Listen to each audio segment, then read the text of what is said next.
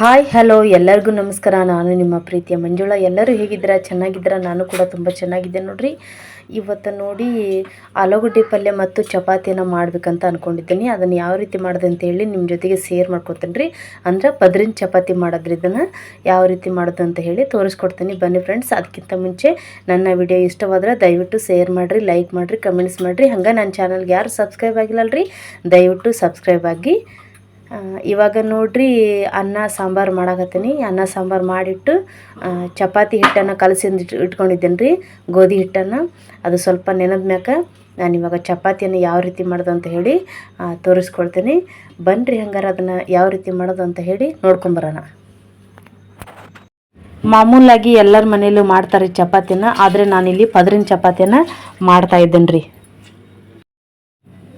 ನೋಡಿ ಇವಾಗ ಹಿಟ್ಟು ಪೂರ್ತಿಯಾಗಿ ನೆಂದಿದೆ, ಸಾಫ್ಟಾಗಿ.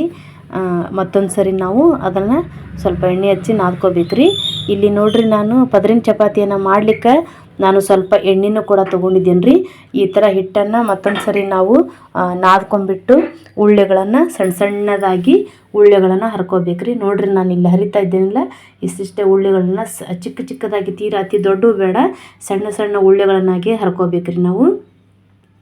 ಉಳ್ಳೆಗಳನ್ನು ಹರ್ಕೊಂಡಿಟ್ಟಾದ ನಂತರ ಮತ್ತೆ ಅವನ್ನ ದುಂಡಗೆ ಮಾಡಿಡಬೇಕು. ನೋಡಿರಿ ಇಲ್ಲಿ ಕೈಲಿ ಫ್ರೆಶ್ ಮಾಡ್ತಾ ಇದ್ದೀನಲ್ಲ, ಈ ರೀತಿಯಾಗಿ ಫ್ರೆಶ್ ಮಾಡ್ತಾ ಅಷ್ಟು ಉಳ್ಳೆಗಳನ್ನು ಇದೇ ರೀತಿಯಾಗಿ ಸ್ವಲ್ಪ ಎಣ್ಣೆಯನ್ನು ಹಚ್ಕೊಂಡ್ಬಿಟ್ಟು ಫ್ರೆಶ್ ಮಾಡಿ ಇಡಬೇಕ್ರಿ. ಹಾಗೆ ಇದನ್ನು ಯಾವ ರೀತಿ ಉದ್ಬೋದು ಅಂತ ಹೇಳಿ ನಿಮಗೆ ತೋರಿಸ್ಕೊಡ್ತೀನಿ ನೋಡಿ. ಇವಾಗ ಎಲ್ಲ ಒಂದು ಚಪಾತಿಯನ್ನು ನಾನು ಇಲ್ಲಿ ಈ ಥರ ಗುಂಡಿಗೆ ಉಳ್ಳೆಗಳನ್ನು ಮಾಡಿ ಇಟ್ಕೊಂಡಿದ್ದೀನಿ. ಇವಾಗ ನೋಡಿರಿ ಸ್ವಲ್ಪ ಹಿಟ್ಟನ್ನು ಹಾಕ್ಕೊಂಡ್ಬಿಟ್ಟು ನಾನು ಲಟ್ಟಿಸೋದನ್ನು ತೋರಿಸ್ತೀನಿ. ಅಂದರೆ ನೋಡಿರಿ, ನೀವು ಒಂದೊಂದು ಚಪಾತಿ ಉದ್ದೋದಕ್ಕೂ ಎರಡೆರಡು ಚಪಾತಿಯನ್ನು ಉದ್ದೋದಕ್ಕೂ ಎಷ್ಟು ಬೇಗ ನಾವು ಟೈಮನ್ನು ಉಳಿಸ್ಬೋದು. ಹಾಗೆ ಕೂಡ ಕೆಲಸನೂ ಕೂಡ ಬೇಗ ಆಗುತ್ತೆ, ನಮ್ಮ ಒಂದು ಟೈಮನ್ನು ನಾವು ಸೇವ್ ಮಾಡ್ಬೋದು. ನೋಡಿ ಇವಾಗ ನಾನು 2 ಚಪಾತಿಯನ್ನು ಮಾಡ್ಕೊಳ್ತಾ ಇದ್ದೀನಿ. ಸ್ವಲ್ಪ ಎರಡು ಕೂಡ ಚಿಕ್ಕದಾಗಿ ಉದ್ಕೋಬೇಕು. ಇವಾಗ ನಾನೇನು ಇಲ್ಲಿ ಎಣ್ಣೆ ತೊಗೊಂಡಿದ್ದೇನೆ ರೀ, ಆ ಎಣ್ಣೆಯನ್ನು ಎರಡಕ್ಕೂ ಅಪ್ಲೈ ಮಾಡಬೇಕು. ನೋಡಿ ಇಲ್ಲಿ ತೋರಿಸ್ತಾ ಇದ್ದೀನಲ್ಲ, ಇದೇ ಸೇಮ್ ಥರನೇ ನೀವು ಕೂಡ ಎಣ್ಣೆಯನ್ನು ಅಪ್ಲೈ ಮಾಡಬೇಕು. ಎಣ್ಣೆಯನ್ನು ಅಪ್ಲೈ ಮಾಡಿದ ನಂತರ ನಾವೇನು ಮಾಡಬೇಕು, ಒಂದು ಭಾಗಕ್ಕೆ ಮಾತ್ರ ಮತ್ತೆ ಒಣ ಹಿಟ್ಟನ್ನು ನಾವು ಹಾಕ್ಕೋಬೇಕು. ನೋಡಿ ಇಲ್ಲಿ ತೋರಿಸ್ತಾ ಇದ್ದೀನಲ್ಲ, ಇದೇ ಸೇಮ್ ಪ್ರೊಸೀಜರಲ್ಲಿ ತಾವು ಕೂಡ ಮಾಡಿ. ಈ ಥರ ಹಿಟ್ಟನ್ನು ಹಾಕ್ಕೊಂಡು ಉದ್ದೋದ್ರಿಂದ ನಾವು ಮತ್ತೆ ಕೈಲಿ ಬಿಡಿಸ್ಬೇಕನ್ನೋ ಇದನ್ನೇ ಬೇಡ್ರಿ, ತಾನೇ ಹಂಚಲ್ಲಿ ಬಿಚ್ಕೊಂಡ್ಬಿಡುತ್ತೆ. ತೋರಿಸ್ತಾರೆ ಅದನ್ನು ಯಾವ ರೀತಿ ಹೇಳಿ ಬೇಯಿಸಿದ್ರೆ ಅಲ್ಲಿ ಯಾವ ರೀತಿಯಾಗಿ ಪದರ ಬಿಡುತ್ತೆ ಅಂತ ಹೇಳಿ ತೋರಿಸ್ಕೊಳ್ತೀನಿ. ಇದನ್ನೀಗ ನೀಟಾಗಿ ನಾವು ಸೌನಾಗಿ ಚಪಾತಿಯನ್ನು ಲಟ್ಟಿಸ್ಕೋಬೇಕ್ರಿ. ಇದೇ ರೀತಿಯಾಗಿ ನಾನು ಎಲ್ಲ ಒಂದು ಉಳ್ಳೆಗಳನ್ನು ಈ ರೀತಿಯಾಗಿ ಚಿಕ್ಕದಾಗಿ ಉದ್ಕೊಂಡ್ಬಿಟ್ಟು ಎಲ್ಲವಕ್ಕೂ ಎಣ್ಣೆಯನ್ನು ಫಸ್ಟೇನ ನಾನು ಹಚ್ಕೊಂಡ್ಬಿಟ್ಟು ಸ್ವಲ್ಪ ಹಿಟ್ಟನ್ನು ಹಾಕೋಬೇಕು. ಹಚ್ಕೊಂಡ್ಬಿಟ್ಟು ಆನಂತರ ನೀವು ಒಂದೊಂದೇ ಚಪಾತಿಯನ್ನು ಉದ್ಕೊತ ಬರ್ರಿ. ನೋಡಿರಿ ಇಲ್ಲಿ ನಾನಿಲ್ಲಿ ಎಲ್ಲ ಒಂದು ಚಪಾತಿನ ಉದ್ದಿಟ್ಕೊಳ್ತಾ ಇದ್ದೀನಿ. ಈ ರೀತಿಯಾಗಿ ನೀವು ಕೂಡ ಎಲ್ಲ ಚಪಾತಿನ ಲಟ್ಟಿಸ್ಕೊಂಡು ಆದ ನಂತರ ಅಷ್ಟಕ್ಕೂ ಒಂದೇ ಸಾರಿನ ನೀವು ಎಣ್ಣೆಯನ್ನು ಸವರ್ಕೋಬೋದು. ಈ ರೀತಿಯಾಗಿ ಇಟ್ಕೊಂಡು ಚಪಾತಿನ ಉದ್ದಿದ್ವ ಅಷ್ಟಕ್ಕೂ ಎಣ್ಣೆಯನ್ನು ಅಪ್ಲೈ ಮಾಡ್ತಾ ಬರ್ಬೇಕ್ರಿ. ನೋಡ್ರಿ ಇಲ್ಲಿ ತೋರಿಸ್ತಾ ಇದ್ದೀನಲ್ಲ, ನಾನು ಎಣ್ಣೆಯನ್ನು ಅಪ್ಲೈ ಮಾಡೋದು ಇದೇ ರೀತಿಯಾಗಿ ಎಣ್ಣೆಯನ್ನು ಅಪ್ಲೈ ಮಾಡಿಬಿಟ್ಟು ಇದಕ್ಕೆ ಒಂದೊಂದು ಭಾಗಕ್ಕೆ ನಾವು ಹಿಟ್ಟನ್ನು ಹಾಕ್ಕೋಬೇಕು. ಅಂದರೆ ಒಣ ಹಿಟ್ಟು ಏನಿರ್ತೈತಲ್ರಿ, ಗೋಧಿ ಹಿಟ್ಟು, ಆ ಗೋಧಿ ಹಿಟ್ಟನ್ನು ಒಂದೊಂದು ಭಾಗಕ್ಕೆ ನಾವು ಅಷ್ಟು ಹಾಕ್ಕೋಬೇಕ್ರಿ. ಎರಡಕ್ಕೂ ಹಾಕ್ಕೋಬೇಡ್ರಿ, ಒಂದೊಂದು ಕಷ್ಟ ಮಾತ್ರ ಹಾಕ್ಯಾರಿ. ನೋಡ್ರಿ ಇಲ್ಲಿ ತೋರಿಸ್ತಾ ಇದ್ದೆ ನೋಡ್ರಿ, ಒಂದೊಂದು ಭಾಗಕ್ಕೆ ಮಾತ್ರ. ಇದಕ್ಕೆ ಇನ್ನೊಂದು ನಾವೇನು ಚಪಾತಿ ಇರ್ತಲ್ಲ, ಆ ಎಣ್ಣೆ ಹಚ್ಚಿದ ಚಪಾತಿನ ಅಷ್ಟೇ ಹಾಕ್ಬೇಕು. ಎರಡು ಹಿಟ್ಟು ಹಚ್ಚಿದ್ವು ಹಚ್ಬೇಡ್ರಿ, ಒಂದು ಎಣ್ಣೆ ಹಚ್ಚಿದ್ದು ಒಂದು ಹಿಟ್ಟು ಹಚ್ಚಿದ್ದು ಎರಡು ಸೇರಿಸಿ ಈ ರೀತಿಯಾಗಿ ಸೌನಾಗಿ ಸ್ವಲ್ಪ ಫ್ರೆಶ್ ಮಾಡಿ ಇಡ್ಬೇಕ್ರಿ ಅವನ್ನ. ಈ ರೀತಿ ಎಲ್ಲವೂ ಇದೇ ರೀತಿ ಮಾಡ್ಕೊಂಡು ಇಟ್ಕೊಂಡ್ರೆ ನಮ್ಗೆ ಜಲ್ದಿ ಆಗ್ತೈತ್ರಿ. ಚಪಾತಿನೂ ಕೂಡ ಬೇಗ ಆಗ್ತೈತಿ, ನಮ್ಮ ಒಂದು ಟೈಮ್ನು ಕೂಡ ಉಳಿತಾಯ ಆಗ್ತೈತಿ. ಮತ್ತೊಂದು ಕೆಲಸವನ್ನು ನಾವು ಬೇಗನೆ ಮಾಡ್ಕೋಬೋದ್ರಿ. ಇವಾಗ ನೋಡ್ರಿ ಒಂದು ಚಪಾತಿನ ಉದ್ದಿ ನಾನು ತೋರಿಸ್ತೀನಿ. ಸೌನಾಗಿ ಉದ್ಕೋಬೇಕ್ರಿ. ಸ್ವಲ್ಪ ಒಣ ಹಿಟ್ಟನ್ನು ಹಾಕೋರಿ, ಅದರಲ್ಲಿ ಅದ್ದಿ ನಾನಿವಾಗ ಚಪಾತಿಯನ್ನು ಲಟ್ಟಿಸ್ಕೊಳ್ತಾ ಇದ್ದೀನಿ. ನೋಡಿ ಸೌನಾಗಿ ಚಪಾತಿನ ನೋಡ್ರಿ, ನಾವು 10 ಉಳ್ಳೆಗಳಿದ್ರೆ ಕೇವಲ 5 ಚಪಾತಿಗಳಾಗಿ ಉದ್ಕೋಬೋದ್ರಿ ನಾವು. ನೋಡ್ರಿ 10 ಸರಿ ಉದ್ದೋದಕ್ಕಿಂತ 5 ಸರಿ ನಾವು ಇಲ್ಲಿ ಉದ್ಕೊಂಡೆ ಅಂದರೆ ಬೇಗನೆ ಕೂಡ ಆಗುತ್ತೆ. ನೋಡಿ ಇವಾಗ ಇಷ್ಟು ಚಪಾತಿಯನ್ನು ಈಗ ನಾನು ಲಟ್ಟಿಸ್ಕೊಂಡೆ. ಇವಾಗ ಒಂದು 2 ಚಪಾತಿನ ಉದ್ದೋದನ್ನು ತೋರಿಸ್ತಾ ಇದ್ದೇನೆ ನಿಮಗೆ. 2 ಚಪಾತಿನ ಉದ್ಬಿಟ್ಟು ಯಾವ ರೀತಿ ಬೇಯಿಸ್ತೀನಿ ಅನ್ನೋದನ್ನು ಕೂಡ ನಿಮಗೆ ತೋರಿಸ್ಕೊಳ್ತೇನೆ ರೀ. ನೋಡ್ರಿ ಇಲ್ಲಿ ಅಷ್ಟು ಚಪಾತಿಯನ್ನು ನಾನು ಲಟ್ಟಿಸ್ಕೊಂಡು ಎಣ್ಣೆನ ಹಚ್ಕೊಂಡಿಟ್ಟಿದ್ದೀನಿ. ಇವಾಗ ಲಟ್ಟಿಸ್ಬೇಕಷ್ಟೇ ರೀ.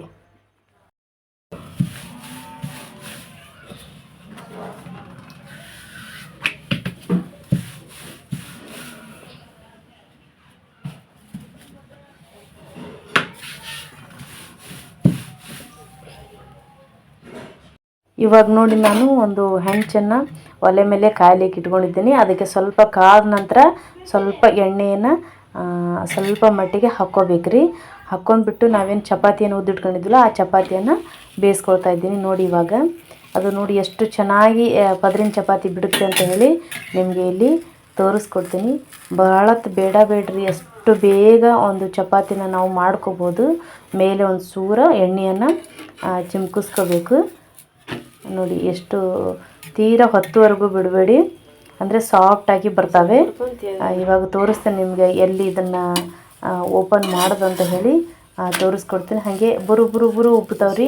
ಎಷ್ಟು ಚೆನ್ನಾಗಿ ಉಬ್ತಾವ ಅಂತ ಹೇಳಿದಂದ್ರೆ ಅಷ್ಟೇ ಸಾಫ್ಟಾಗಿನೂ ಕೂಡ ಬರ್ತಾವೆ.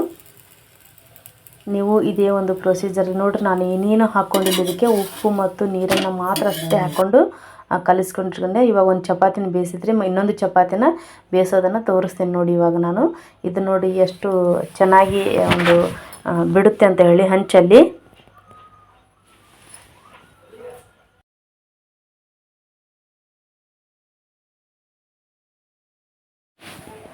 ಇದೇ ರೀತಿ ಎಲ್ಲ ಚಪಾತಿಗಳನ್ನು ಮಾಡ್ಕೋಬೇಕ್ರಿ. ನೋಡಿರಿ ಎಷ್ಟು ಚೆನ್ನಾಗಿ ಉಬ್ಬುತ್ತಾ ಇದೆ ಅಂತ ಹೇಳಿ.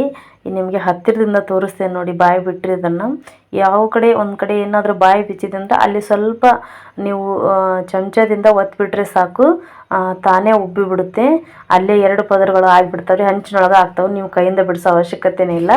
ನೋಡಿರಿ ಎಷ್ಟು ಚೆನ್ನಾಗಿ ಬಿಟ್ಟಿದೆ ಅಂತ ನೋಡಿ. ಎಷ್ಟು ಸಾಫ್ಟಾಗಿನೂ ಬರ್ತಾವ್ರಿ. ಡಬಲ್ ಚಪಾತಿಯನ್ನು ಒಂದೇ ಇದರಲ್ಲೇ ಬೇಯಿಸ್ಬೋದು, ಒಂದೇ ಸರಿ ನಾವು ಊದ್ಬೋದು ಡಬಲ್ ಚಪಾತಿನ. ಅದೇ ರೀತಿಯಾಗಿ ಎಲ್ಲ ಚಪಾತಿನ ಊದಿಟ್ಕೊಂಡು ಇವಾಗ ಅಷ್ಟು ಚಪಾತಿಯನ್ನು ಬೇಯಿಸ್ಕೊಂಡು ಇಟ್ಕೊತೇನೆ ರೀ. ಇದನ್ನು ನೀವು ನೋಡಿರಿ ಬೆಳಗ್ಗೆ ಮಾಡಿ ಇಟ್ಕೊಂಡೆ ಅಂದ್ರೆ ಸಾಯಂಕಾಲನೂ ಕೂಡ ಇದೇ ರೀತಿಯಾಗಿ ಸಾಫ್ಟಾಗೇ ಇರ್ತಾವೆ. ಒಂದು ಕವರ್ಲರ್ ಆಯಿತು ಅಥವಾ ಒಂದು ಡಬ್ಬಿಯಲ್ಲಿ ಹಾಕಿ ಇಟ್ಕೊಂಡ್ಬಿಟ್ರೆ ಸಾಕು. ನೀವು ಫ್ರಿಜ್ಜಿನ ಅವಶ್ಯಕತೆನೇ ಇಲ್ಲರಿ. ಬೇಕಾದ್ರೆ ಡಬ್ಬಿಯಲ್ಲಿ ಹಾಕಿಟ್ಟು ನೋಡಿರಿ, ನಾವು ಬೆಳಗ್ಗೆ ಯಾವ ರೀತಿ ಮಾಡಿರ್ತೇವಲ್ಲ ಅಷ್ಟೇ ಚೆನ್ನಾಗಿ ಮೃದುವಾಗಿ ನೈಟ್ ಒಂದು ಊಟಕ್ಕೂ ಕೂಡ ಅದೇ ರೀತಿಯಾಗಿ ಸಾಫ್ಟಾಗಿ ಇರ್ತವೆ.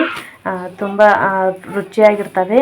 ನೀವು ಒಂದ್ಸರಿ ಹಂಗಾರೆ ಟ್ರೈ ಮಾಡಿರಿ. ನಿಮ್ಗೆ ನೋಡಿರಿ ಹತ್ತಿರದ ತೋರಿಸ್ತಾ ಇದ್ದೇನೆ ನೋಡಿರಿ, ಅಲ್ಲಿ ಓಪನ್ ಆಗಿದೆಯಲ್ಲ ಅದನ್ನು ಸ್ವಲ್ಪ ಈ ಥರ ಪ್ರೆಶ್ ಮಾಡಿ ಹಿಡ್ಕೊಂಡ್ಬಿಟ್ರೆ ಸಾಕು, ಚಪಾತಿ ಬುರು ಉಬ್ಬಿ ತುಂಬ ಸಾಫ್ಟಾಗಿ ಬರ್ತಾವ್ರಿ. ನೋಡಿರಿ ಇಲ್ಲಿ ಉಬ್ತಾ ಇದೆ ನೋಡಿರಿ, ಎಷ್ಟು ಚಂದ ಉಬ್ತಾ ಇದೆ ಅಂತ ಹೇಳಿ. ಹಂಗಾರೆ ಚಪಾತಿ ಮಾಡೋದು ನೋಡಿದ್ರಲ್ರಿ ನೀವು ಯಾವ ರೀತಿ ಮಾಡೋದು ಅಂತೇಳಿ. ನೀವು ಕೂಡ ಮಾಡಿರಿ, ಒಂದ್ಸರಿ ಟ್ರೈ ಮಾಡಿ ಕಮೆಂಟ್ ಮುಖಾಂತರ ತಿಳಿಸ್ರಿ. ಇದ್ರ ಜೊತೆಗೆ ನೋಡಿರಿ ಇವತ್ತು ನಾನು ಆಲೂಗಡ್ಡೆ ಪಲ್ಯನ ಮಾಡ್ತಾಯಿದ್ದೆ. ಆಲೂಗಡ್ಡೆ ಪಲ್ಯನ ನೋಡಿರಿ ನಾನು ಕುದಿಸಿ ಏನು ಇಟ್ಕೊಂಡಿಲ್ರಿ, ಹಂಗೆ ಸಿಪ್ಪಿ ಸಮೇತನ ಹೆಚ್ಚಿಟ್ಕೊಂಡು ಬೇಗನೆ ಆಗ್ಬೇಕಂತ ಹೇಳಿದಂದ್ರೆ ಅದನ್ನು ಕೂಡ ನಾವು ಸಿಪ್ಪಿ ಸಮೇತನ ಮಾಡ್ಕೊಬೋದ್ರಿ. ತುಂಬ ಟೇಸ್ಟ್ ಆಗಿರ್ತೈತೆ ರೀ. ಹಿಂಗೊಂದ್ಸಲ ನೀವು ನೋಡಿರಿ, ಟ್ರೈ ಮಾಡಿ ನೋಡಿರಿ ಯಾವ ರೀತಿ ಇದೆ ಅಂತ ಹೇಳಿ. ನೋಡಿರಿ ಇಲ್ಲಿ ಚಪಾತಿ ಒಂಥರ ಹುಣ್ಗುದ್ ಹೋಳಿ ಕಂಡಂಗೆ ಆಗ್ತಾವೆ ನೋಡಿರಿ, ಎಷ್ಟು ಚೆನ್ನಾಗಿ ಕಾಣ್ತದ ಅಂತ ಹೇಳಿ. ಪ್ರತಿಯೊಂದೂ ಇದೇ ರೀತಿಯಾಗಿ ಮಾಡಿಟ್ಕೊಂಡ್ಬಿಟ್ರೆ ಚಪಾತಿನೂ ಕೂಡ ಮೆತ್ತಗೆ ತಿನ್ನೋಕೆ ಭಾಳ ಟೇಸ್ಟ್ ಆಗ್ತಾವೆ ನೋಡಿರಿ ಬಾಯೊಳಗೆ. ಆರೋಗ್ಯಕ್ಕೂ ಕೂಡ ತುಂಬ ಒಳ್ಳೇದ್ರಿ ಈ ರೀತಿ ಚಪಾತಿ ಮಾಡಿಟ್ಕೊಂಡು ತಿಂದೆ ಅಂದ್ರೆ. ನೋಡಿರಿ ಎಷ್ಟು ಮೃದು ಅದಾವು. ವಯಸ್ಸಾದವ್ರಿಗಂತೂ ಭಾಳ ಬೆಸ್ಟ್ ರೀ ಇಂಥವೆಲ್ಲ ಮಾಡಿಕೊಡೋದ್ರಿಂದ. ಏಕೆಂದ್ರೆ ಅವ್ರಿಗೆ ಸ್ವಲ್ಪ ಗಟ್ಟಿ ಪದಾರ್ಥ ಬರಲ್ಲಲ್ರಿ, ಹಾಗಾಗಿ ಈ ಥರ ಮಾಡಿರಿ. ನೋಡಿರಿ ಹುಣ್ಗುದ್ ಹೋಳಿಗೆ ಕಾಣ್ತಾವನ್ರಿ, ಅದಕ್ಕೆ ಡಬಲ್ ಕಾಣ್ತಾವೆ ನೋಡಿರಿ ಹುಣ್ಗುದ್ ಹೋಳಿಗೆ. ಬನ್ನಿರಿ ಹಂಗಾರೆ ಆಲೂಗಡ್ಡೆ ಪಲ್ಯನ ಮಾಡೋದ ತೋರಿಸ್ಕೊಡ್ತೀನಿ. ನಾನು ಇಲ್ಲಿ 5 ಆಲೂಗಡ್ಡೆನ ತೊಗೊಂಡಿದ್ದೇನೆ ರೀ, ಸ್ವಲ್ಪ ಕೊತ್ತಂಬರಿ ತೊಗೊಂಡಿದ್ದೀನಿ, ಹಂಗೆ ಒಂದು ಈರುಳ್ಳಿ ತೊಗೊಂಡೇನಿ ರೀ, ಒಂದು ಟೊಮೆಟೊ ಹಣ್ಣನ್ನು ಕೂಡ ತೊಗೊಂಡಿದ್ದೇನೆ ರೀ. ಮೊದಲ ನೀರಿನಲ್ಲಿ ಹಾಕಿಟ್ಟಿದ್ರಿ, ಯಾಕಂದ್ರೆ ಮಣ್ಣು ಏನಾರು ಇದೆ ಅಂದ್ರೆ ಅದೆಲ್ಲ ತೊಳೆದ್ಬಿಟ್ರೆ ಬೇಗ ಹೋಗ್ತೈತಿ, ನೆನೆದಿರ್ತಾವಲ್ರಿ. ಹಾಗಾಗಿ ಈ ರೀತಿಯಾಗಿ ನೀರಲ್ಲಿ ನೆನೆಸಿಟ್ಕೊಂಡು ತೊಳ್ಕೊಳ್ತಾನೆ ರೀ. ನೋಡಿ ಇಲ್ಲಿ ಆಲೂಗಡ್ಡೆನ ನಾನು ಈ ಚಿಪ್ಸ್ ಮಾಡಲಿಕ್ಕೆ ಹೆಚ್ಕೊಳ್ತಾರಲ್ಲ ಆ ರೀತಿಯಾಗಿ ರೌಂಡ್ ಆಕಾರದಲ್ಲಿ ಹೆಚ್ಕೊಂಡಿದ್ದೀನಿ. ನೋಡ್ತಾ ಇದ್ದೀರಲ್ಲ ನೀವು. ಹಾಗೆ ಈರುಳ್ಳಿನೂ ಕೂಡ ಅದೇ ಥರನೇ ಹೆಚ್ಕೊಂಡಿದ್ದೀನಿ, ರೌಂಡಾಗಿ ಹೆಚ್ಕೊಂಡಿದ್ದೀನಿ. ಇಲ್ಲಿ ನೋಡಿ ಒಂದು ಟೊಮೆಟೊ ಹಣ್ಣನ್ನು ಹೆಚ್ಕೊಂಡಿದ್ದೀನಿ, ಸ್ವಲ್ಪ ಕೊತ್ತಂಬರಿ ಕೂಡ ಹೆಚ್ಚಿಟ್ಕೊಂಡಿದ್ದೀನಿ. ಇವಾಗ ಪಲ್ಯಕ್ಕೆ ಒಗ್ಗರಣೆಯನ್ನು ಹಾಕ್ತೀನಿ ರೀ. ನೋಡಿ ಇವಾಗ ಎಣ್ಣೆ ಕಾಯ್ಲಿಕ್ಕೆ ಇಟ್ಕೊಂಡಿದ್ದೀನಿ. ಇವಾಗ ಈರುಳ್ಳಿ ಏನು ಹೆಚ್ಕೊಂಡಿದ್ನಲ್ರಿ ಆ ಈರುಳ್ಳಿನ ನಾನು ಹಾಕ್ಕೊಳ್ತೀನಿ.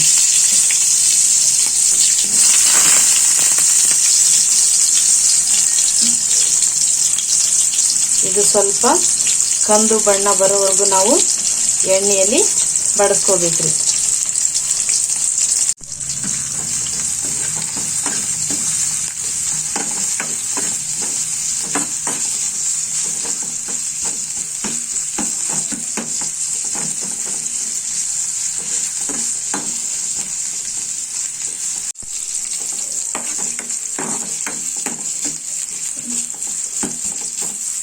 ಇವಾಗ ಟೊಮೆಟೊ ಹಣ್ಣೇನು ಹೆಚ್ಕೊಂಡಿದ್ನಲ್ರಿ ಆ ಟೊಮೆಟೊ ಹಣ್ಣನ್ನು ಹಾಕ್ಕೊಳ್ತೀನಿ. ಇದನ್ನು ಕೂಡ ನೀವು ಬೇಕಾದರೆ ಸಣ್ಣಗೆ ಹೆಚ್ಕೋಬೋದು ಅಥವಾ ಈ ರೀತಿಯಾಗಿ ಉದ್ದಕ್ಕಾದರೂ ಹೆಚ್ಕೋಬೋದು.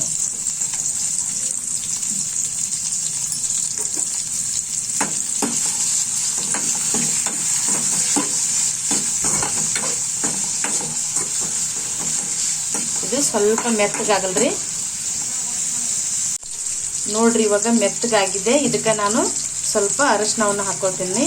ನಾನು ಜಾಸ್ತಿ ಅರಿಶಿನ ಎಣ್ಣೆಯಲ್ಲಿ ಹಾಕೊಳ್ಳೋದು ಬಾಳ್ರಿ, ಯಾಕಂದರೆ ತುಂಬ ಚೆನ್ನಾಗಿ ಕಾಣ್ತೈತಿ ಪಲ್ಯ, ಹಾಗೇನೆ ಟೇಸ್ಟನ್ನು ಕೂಡ ಆಗ್ತೈತ್ರಿ. ಹಾಗಾಗಿ ಅರಿಶಿನವನ್ನು ನಾನು ಮೊದಲೇ ಹಾಕೊಂಡ್ಬಿಡ್ತೇನೆ ರೀ. ಇವಾಗ ನೋಡ್ರಿ ಇದಕ್ಕೆ ಹೆಚ್ಚು ಏನು ಇಟ್ಕೊಂಡಿದ್ನಲ್ಲ ಆ ಆಲೂಗಡ್ಡೆಯನ್ನು ಹಾಕ್ಕೊಳ್ತೀನಿ. ಇವಾಗ ಕೊತ್ತಂಬರಿನ ಐತ್ರಿ, ಇದ್ರಾಗ ಕೊತ್ತಂಬರಿನ ಕೂಡ ಹಾಕ್ಕೊಳ್ತೀನಿ ರೀ.